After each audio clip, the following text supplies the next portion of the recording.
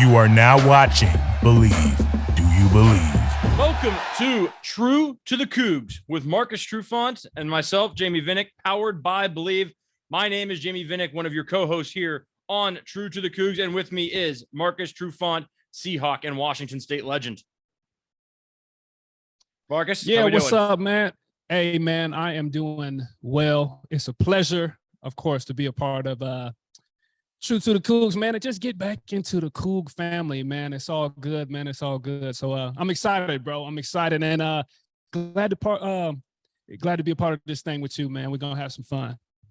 I would say 99% of people that are tuning into this probably remember you from one of your ventures in the state of Washington. But for those who don't, read off your many accolades, both at Washington State and in the NFL with the Seahawks.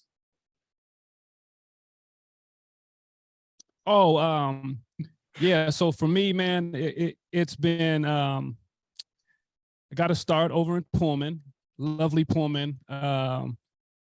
Didn't have many scholarships, man. Came over there as an underdog and got my start over there. Was a part of some terrible teams over there. I know this is a Cougar friendly show. Right. But early on, it really wasn't a good look, man. And we stuck it out. Lots of young guys on those team and got that thing turned around, and we ended up going to a bunch of bowl games and having a blast doing it. Shortly thereafter, as I fast forward, junior year, I start making the magazine and being rated and all that kind of stuff as a defensive back. And then in 2003, I was drafted to the local Seattle Seahawks. So I did high school ball here, did college ball across the mountains, and then I came back over to the west side and got to play for the hometown team, man. A dream come true. Pro Bowl, All-Pro, bunch of division titles. A solid NFL career, to say the least. Solid, my friend. A dream come true, just like I said. Many people don't get to do it at home, man, so for me, it was a good look. And as for me, as the guy who did not play football beyond third grade, my name is Jamey Vinnick. I am a beat writer at CougFan.com, a branch of 247 Sports, which is a branch of CBS. Basically, my life is covering Washington State. I live in Pullman, graduated from Washington State in May of 2020 with a degree in humanities. Moved back home for about a year, which is in Sammamish, Washington, and then decided probably about time to come back to Pullman. So that's where I am now, and I get to wake up every day and cover football for a living. But that means that the season is about to start. Before we do that, there's a lot of people, if you've never been to Pullman, you don't know Pullman. You don't understand Pullman. Marcus, tell us a story from Pullman, playing or otherwise. Yeah, well, playing, I'll try to keep it clean. Try to keep it clean. It could get a little, I would say it can get a little messy in the locker room, of course, with the boys.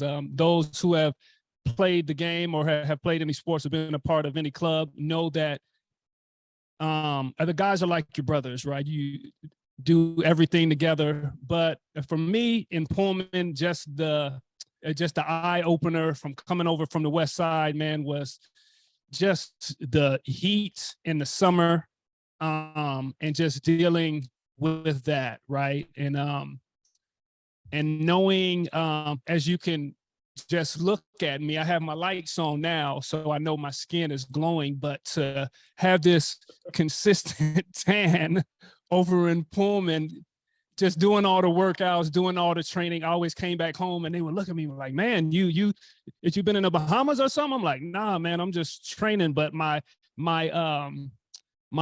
shade or my hue would always be a little darker. So that's just one of the stories that we used to joke about and laugh about all the time in the locker room. So there's many more, though. There are many more. So I did not play college football. Like I said, it stopped after third grade. But I got to experience the college side of things, the student side of things, the fan side of things. And, lucky enough to be there, maybe the best stretch of Cougar football in maybe ever, 5 years of winning seasons. They made a bowl every year I was there, but I think anyone in my era would tell you there was nothing quite like 2018 college game day comes to town. You got Oregon, you've got Herb Street, you've got Corso, you've got all the the college football royalty. I went to class at 9 a.m. on Friday morning. I went to bed at 10:30 on Saturday night. There was no sleep, front row of the pit. Me and my friend said, this is a once in a lifetime opportunity. We're not missing this. I mean, the story I'll always tell is I was so tired that night after the game that we had gotten a keg for that weekend. Because for those who don't know, we at Washington State, we enjoy a drink or 30 every now and then. We had gotten ourselves a keg, and I was too tired to even partake in those activities. So one of those things where I don't ever regret doing it, and I will never in my life do it again. It was a one-time deal, and I'm glad I did it. But let's talk this season. We're talking past now. This season starts Saturday, 6:30 p.m. Washington State, Idaho, from Gisa Field at Martin Stadium. First time since 2016. The Battle of the Palouse is back. Wazoo won that game 56-6 in pretty resounding fashion over a good Idaho team at the time. The Vandals have since moved down to FCS. The Cougs have continued on a good stretch of bowl games, but it's a very different era now at Washington State in the sense that there is finally maybe some semblance of security at head coach after there's been a lot of changes, between Mike Leach's departure, Nick Rolovich's termination for not being vaccinated, and now Jake Dickert takes over, wins the job, and this is his team. And Marcus, a defensive-minded head coach, first time in a while that's been the case in Pullman. Yeah, man, I think that's a good look, man. Teams of, I would say the recent past, these point, the way the games were played, you getting up and, 40, 50 points and all this kind of stuff going back and forth and playing shootout type of football for a defensive-minded guy like myself, and even for coach. I know that definitely had to be tough. So getting back to defense, getting back to the basics, and shutting this thing down and giving the ball back to your offense, turnovers. And the Cougs did a hell of a job of that the last couple of years. I think they led the pack with that last year, but just getting back to the defense, man. Anybody who knows football, they always say that defense wins championships. So you start with the defense and you pack your offense and you bring your special teams along and you make it happen. I think the defense was, for the first time in a long time, a strength for Washington State last season. You look at the amount of turnovers they forced, the 13 points that held Washington to in the Apple Cup. And, not long removed from a 2019 team where you held a team to 50 and it was a good week. I mean, it was a real 180 that I think Dickert orchestrated. And, I think was a big reason he got the job. But, the one thing that I think a lot of people were concerned about when Dickert got hired as officially as the head coach, there was some worry. All right, defensive guy, is he just going to get someone that's going to play old school, run the ball football? I think there were a lot of Coug fans who had probably seen what had just happened at Washington with Jimmy Lake. He hires a complete vanilla offense and he's gone within, 10 games. So I think there were some concerns. Then he goes out and brings back the air raid. I mean, in your eyes, Marcus, I mean, how much does that kind of show that he's open to this new era, to a new brand of football, and isn't just going to be, all right, defense, we're going to win every game 10-3 or 13-7. We're okay putting up 40, 50 points. We're bringing the air raid back. Obviously an offense that worked well under Mike Leach. Right, man. I think you got to know your squad, right? You got to know your personnel. So if you don't have that type of team, and you mentioned Jimmy Lake, and that was an uphill battle, right? To try to switch things around and do that. Coach Dickert knows what he's doing, man. He brings in, kind of revamps this air raid thing to make it his, man, and to keep going. And it works, right? It works if you can play defense. There's a bunch of passes and people kind of get confused about what this thing is, right? You pass the ball a bunch of times, but these short passes and these little dink and dunk passes are pretty much your run plays, right? So those casual fans out there that may not understand the air raid offense and think it's just a pass happy thing, there is a run element to this. And that's how you save your defense and you keep them off the field and they're not on the field all game. So I think a coach is starting out in the green, right? That you bring in a quarterback and Cam Ward that can run around and do some things, man, and is very electric. And I think he's playing to his strengths. So if you're a gambling man, and I know we're not gambling in college, right? Of course but, not. But I think it's a good look, man. I think he's starting out on the right foot. Yeah, I mean, I don't think you can talk about, this offense or what they're going to do without Cam Ward. I mean, as highly touted as a transfer as there is, coming from Incarnate Word, I think ended up top 10, top 15 in transfer rankings. I mean, everyone wanted this guy. Everyone that needed a quarterback wanted this guy, but ends up coming with his offensive coordinator, Eric Morris from Incarnate Word. And, I can just tell you from being on the ground and seeing him in the spring and the fall, the guy's the real deal. He's got it between the ears. He knows what his role is, and he understands that I have a huge responsibility on my hand to be the starting quarterback of this team. But what stands out and is just what he can do on the move. I mean, I think Patrick Mahomes is kind of the poster boy for it now. The off-script plays, and he's drifting to his right, looks like he's thrown out of bounds, and all of a sudden, eyes closed across his body, behind his back, and somehow Tyreek Hill's gotten open, or I guess not anymore this year, but Travis Kelce has gotten open. Right. But Right. I think Ward, I mean, what Mahomes does is unreal. I mean, there's no one that can do that, but I do think Ward has some of that. He'll list off to the right and, he's going to chuck it out of bounds, and suddenly someone's leaked open on the backside. But, I think that, that is as important to Washington State's success as anything. If you look at under the air raid with Mike Leach, they have to have that quarterback. Right. And I think to take it a step further, man, can you tell me, because I haven't been watching the offensive line as much, and the quarterback can only go as far as the offensive line is going to allow him to, right? If he's running for his life, the air raid offense, of course, does not work. So does he, or is Mr. Ward going to have time back there to be able to make this offense look exactly how us as Cougs fans want it to look? Well, Marcus, you basically asked the question that everyone's been asking since spring ball. It's the big question without a doubt. It has been the one pressing question since really the Sun Bowl, where it was kind of an unmitigated disaster. And then in the offseason, they lost so many bodies. I mean, that is the $1 million question. Is the offensive line going to be able to hold up? And just from what I've seen, I think they'll be fine. I don't think they're going to be just this unbelievable group of 5 all-conference guys, but I do think the starting 5 is solid. They've got Jarrett Kingston, Maake Fafita at the tackles. Those are both experienced guys. Granted, they were playing guard. Grant Stevens will be at right guard. He was all Big Sky last year at Northern Colorado. Connor Gomez has really developed into a stalwart center, the leader of the line, kind of the vocal guy. It's his line. He's the quarterback of the O-line.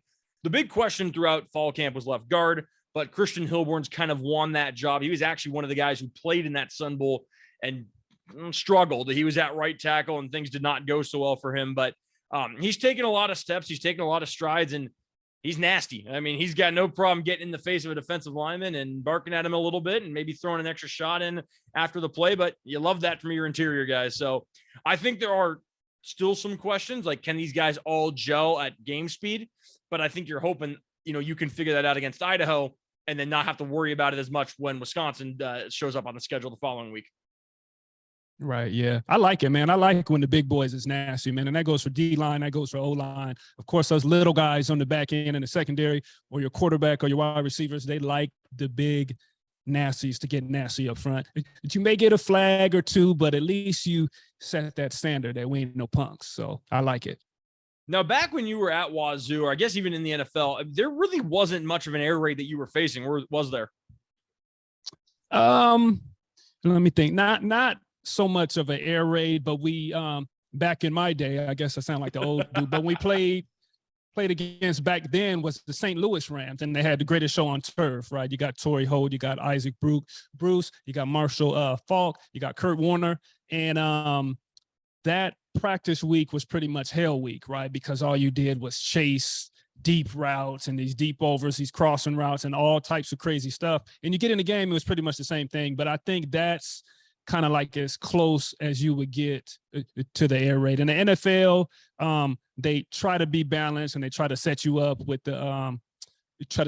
play action and all that kind of different stuff if they're going to run it. But they try to be balanced, because if you're not balanced, that's a good day for the defense. Were you on Holt or Bruce when you were playing the Rams, or did you get both?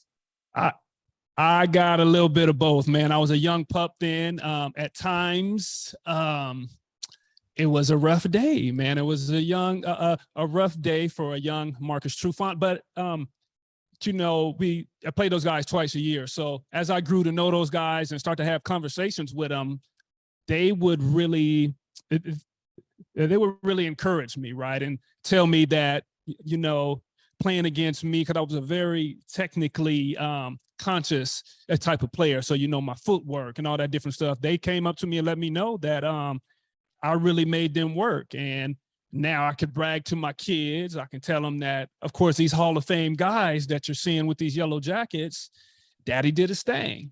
So, yeah. Yes. I'm smiling big. Yes. Yes. But kind of what you were saying, I think, is maybe what Washington State's hoping to do to Idaho. Just kind of finishing up the preview of that game. Idaho, very much a new staff. They hired Jason Eck, who is an offensive mastermind at South Dakota State. Actually, has a history with Coach Dickert. They crossed paths a couple times, kind of similar backgrounds, worked their way up. Both from Wisconsin, but I think it's one of, and you can again probably speak on this back when you were playing in college. It's one of the FCS games are oftentimes those games where, okay, we need to win, we should win, but we can't get complacent. I think Washington State fans know that. They saw Portland State in 2015. They saw Eastern Washington in 2016. How do you find the balance between saying, all right, we can't overthink this too much because we are obviously a much better team than these guys, but we can't just say, oh, they're nothing. They're still college football players. Right, man. I think it comes down to maturity. The good teams, the teams that have these programs that we all know their names, these big time programs, and even in the NFL, the teams that win and they do it on a regular basis, they're mature. It does not matter what the competition is, who the competition is, the record or anything like that. You come to play ball and you just come out and do your thing. You don't play up or down to the competition. So I'm going to let our listeners in on a little secret. I was a part of a Washington State team that lost to Idaho way back in the day.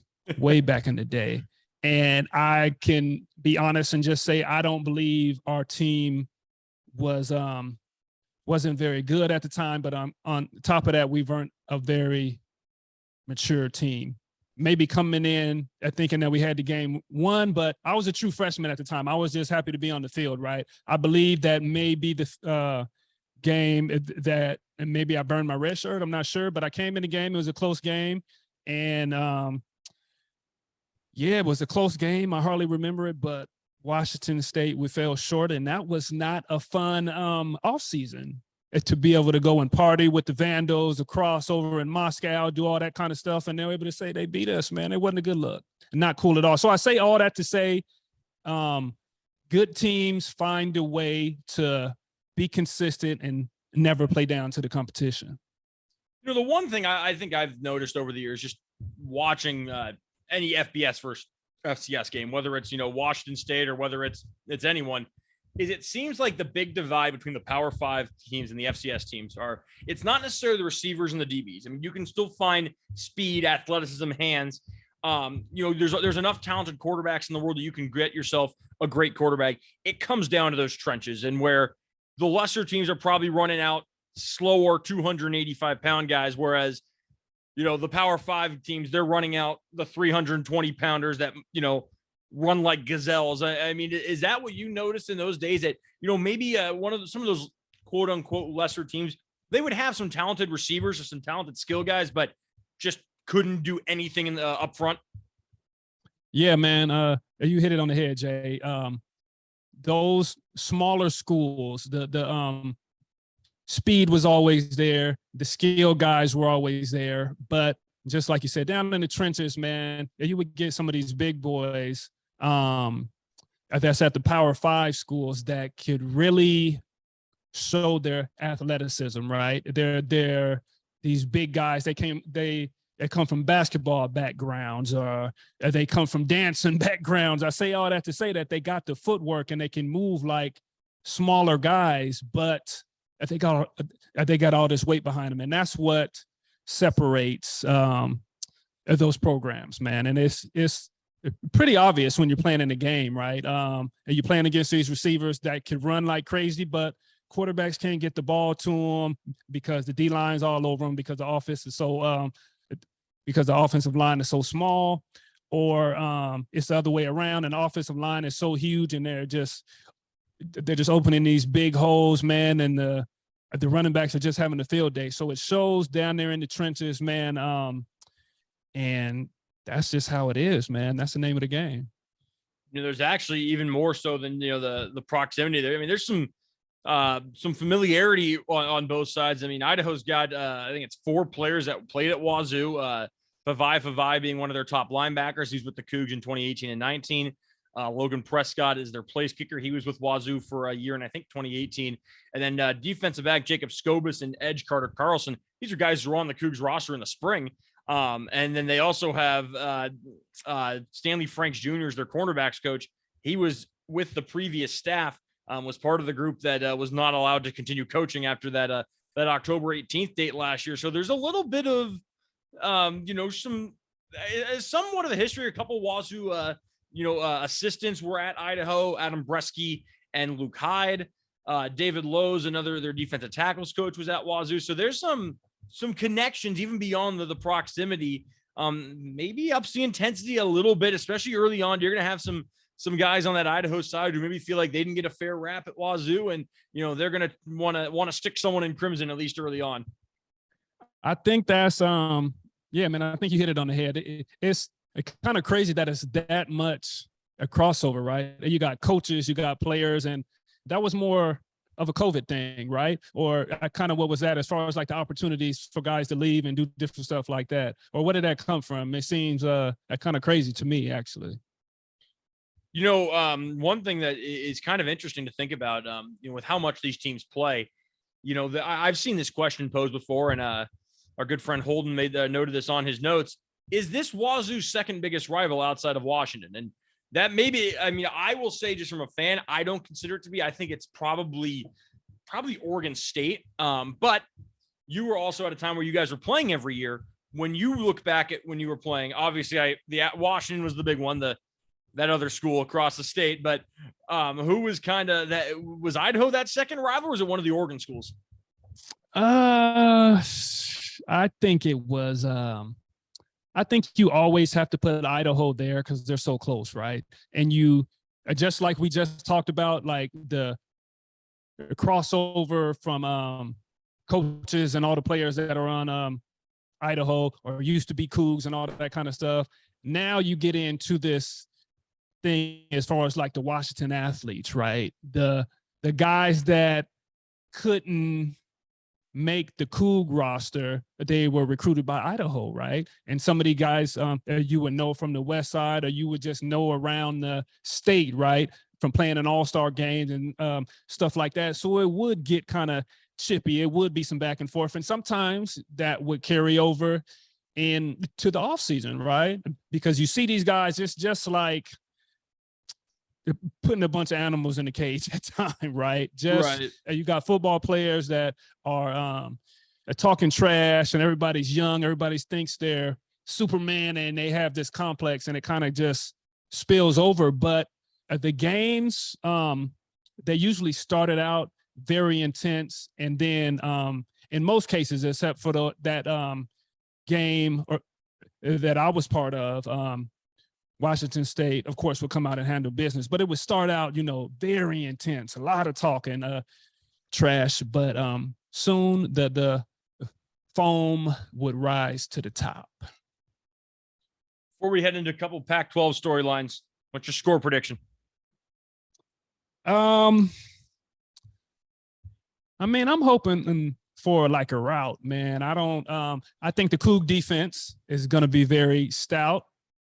So I don't see a bunch of points. They could probably get a couple field goals. So I'm thinking maybe 6 to I love to see Cam Moore kind of light this thing up. So 34 points or something like that. So 6-34.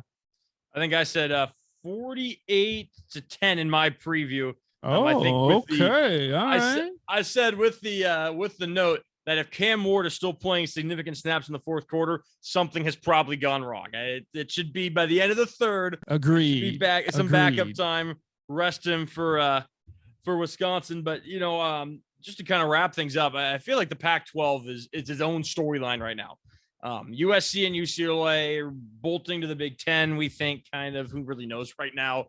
I mean, but it kind of seems like everyone's like, yeah, no, we're just going to focus on ourselves. The Pac-12 is going to stay around. Thinking as a player, if you saw that, would there not be some extra fire and some extra anger at USC and UCLA for, big timing the conference, especially if you look at it now when they haven't been that good over the last decade. And we're not talking back when you're playing against Leinart, Bush, Dwayne Jarrett, Palmer, those guys. And we're talking like 7 wins, 6 wins, not great USC teams. Yeah, man, I think you have to have a chip on your shoulder, or you got to take it as a slap in the face, right? As a player, just to feel your fire a little bit. But I think the kids now, they understand business, right? With this social media age and how information travels, and it travels pretty damn fast, right?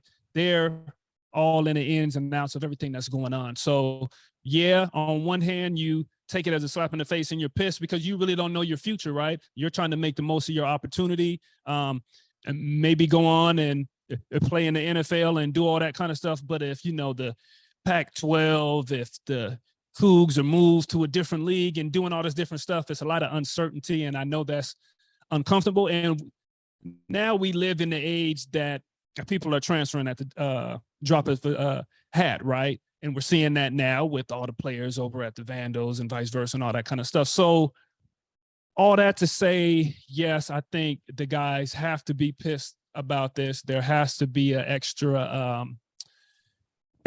push there. And I think it could be a good thing. Playing pissed off can be a good thing if it's controlled. So, yeah. Who in your eyes is the team to beat in the Pac-12 this year?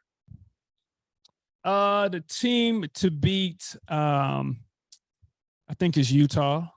I think they got a great team, and they've played against some big name schools, and they show well. So, and they're pretty pass happy, and they put up good numbers, man. So they're a team that's overall good. It's gonna be a big game for the Cougs. And you talk about the Pac-12 and its future. I think that's one of those big games that the Cougs need to win just to show and prove exactly what they can do. I agree. It's Utah. I know USC gets a lot of talk with Lincoln Riley. Oregon, because it's a year, is going to get hype. I think it's Utah. I think they're just the most fundamentally sound team. I still am picking the Cougs to beat them. My preview that just got released on CougFan.com, I picked Wazoo to win 21-20. My explanation was it's a Thursday night in Pullman. Things are going to get weird. And Marcus, I'm sure you can attest to that. I love it. I love it. And I think, we talked earlier about how weird Pullman is. And it is a weird place. If you haven't been, go. Just experience a football weekend there. I promise you won't regret it. You might come out a little hungover. I'm not going to lie. We're not going to, we're not going to beat around the bush, be transparent, but you're going to love every second of it. I mean, it's just, it is what it is. I mean, I'm sure for the players, it was always a fun post game with the win, maybe not as fun with the loss. I can say the win post games for me were a lot more fun than the losses. I'll stop there. I know we found a way to have fun, man. We found a way to have fun regardless. And I will stop there. But speaking of Bush, not beating around the bush, are they still drinking Bush Ice in Pullman or Bush Light? It's still popular. Rolling Rock and Natty Light. Those are the go-tos. It's kind of turned into Natty Light. When I started in 2015, everyone else was drinking Bush Light. I, of course, wasn't because I wasn't of age yet. By the time I turned 21 in 2000, and how old am I? 17. Rolling Rock at the Coug Mart up in Apartment Land, 30 rack, $9. That was it was terrible beer. It tasted awful, but you didn't care at that point. And then now they've moved on to Natty Light. I don't really know what that is. I I'm more of a fancier beer drinker now. If I may, I like a nice IPA, good good Hefeweizen, hazy IPA. Yeah. I can like go it. for a good hazy IPA. Truthfully, if I'm having a drink, I'm probably even going with Scotch now. I'm an old soul, but no, Very Natty Light. refined. Very Exactly. refined. I like it. Keep it on top of my fridge. I got a nice bottle of Scotch right there. It's my yearly birthday present now, but no, the Natty Light cans, you'll find those all around town after a football game. But oh no, Busch Light's still popular. It's still up there as one of the fan favorites in Pullman. Just a question. Some things never change, so solid. Yeah, some things do never change. As much as this place changes, it just doesn't. It's all the same. I'm sure. When was the last time you were back? It's been a couple years. I was there for an Apple Cup, a snowy Apple Cup. That means it didn't go well. So it wasn't good. The Cougs fell short, but I was out there. I was bundled up, nice and cozy. I got the pleasure of being up there in the suite, man. It was pretty cool. Oh, so you were bundled up when it was nice and warm. The rest of us were down there freezing our tails off. Yes, man. I'm older, man. I can't hang out like I used to out in the weather with my shirt off, man, and painted up in crimson. Nah, I can't do it. Fair enough. Folks, this has been True to the Cougs, powered by Believe. My name is Jamey Vinnick for my partner, Marcus Trufant. Thank you for tuning into this first episode. Check us out on Believe Network, and you can find us before every Coug game, talking some shop, some stories, and whatever other heathenous activities us Cougs get into. Thanks again, everyone, for tuning in, and I think we have to send them off in one way, Marcus, and that's with the Go Cougs. Go Cougs.